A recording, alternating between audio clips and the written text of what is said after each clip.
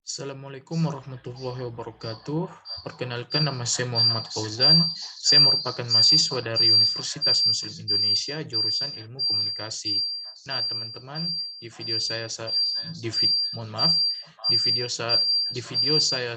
ini saya akan menjelaskan sedikit materi mengenai etika dalam berkomunikasi.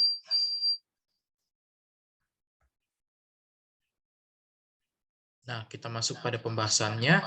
Yang pertama itu, mengapa ketika berkomunikasi masih memerlukan etika. Dan yang kedua, etika komunikasi sebelum memulai pembicaraan. Dan yang ketiga, etika komunikasi setelah memulai pembicaraan. Nah, mengapa dalam komunikasi masih memerlukan etika?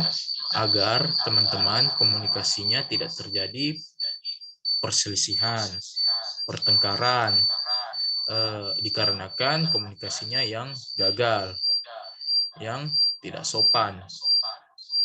Nah,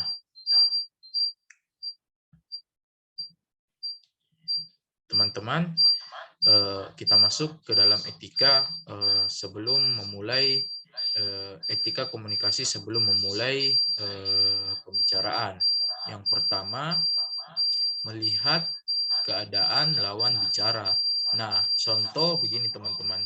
Ketika teman-teman ingin berbicara, berkomunikasi dengan dosen gitu, contohnya. Teman-teman harus melihat dulu keadaannya. Apakah dosen sedang sibuk, sedang melakukan sesuatu yang tidak boleh diganggu. Nah, kita lanjut yang kedua, sopan dan ramah.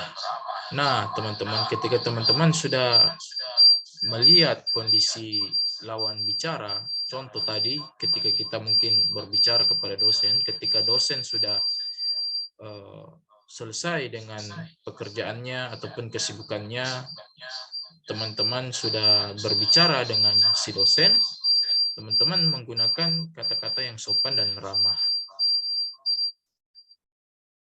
Nah, kita masuk ke pembahasan yang terakhir, yaitu etika komunikasi setelah pembicaraan dimulai.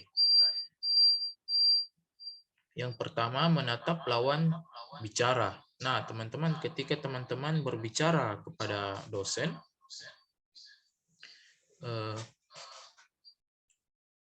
mohon maaf begini, ketika teman-teman diajak bicara oleh dosen, teman-teman harus fokus ke dia. Tidak boleh teman-teman lihat ke kiri, kanan, ataupun sembarang. Karena takutnya jika teman-teman tidak fokus ke dia, dia merasa tidak dihargai dan juga mungkin bisa marah si dosennya.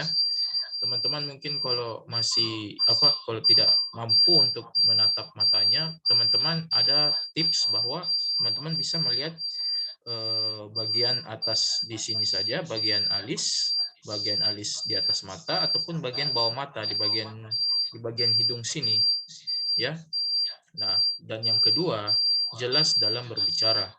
Teman-teman, pembicaraan yang disampaikan ketika berbicara kepada dosen, contohnya, ketika berbicara harus jelas, tidak terlalu kencang, agar dimengerti dan dipahami apa yang dimaksud, apa yang dibicarakan.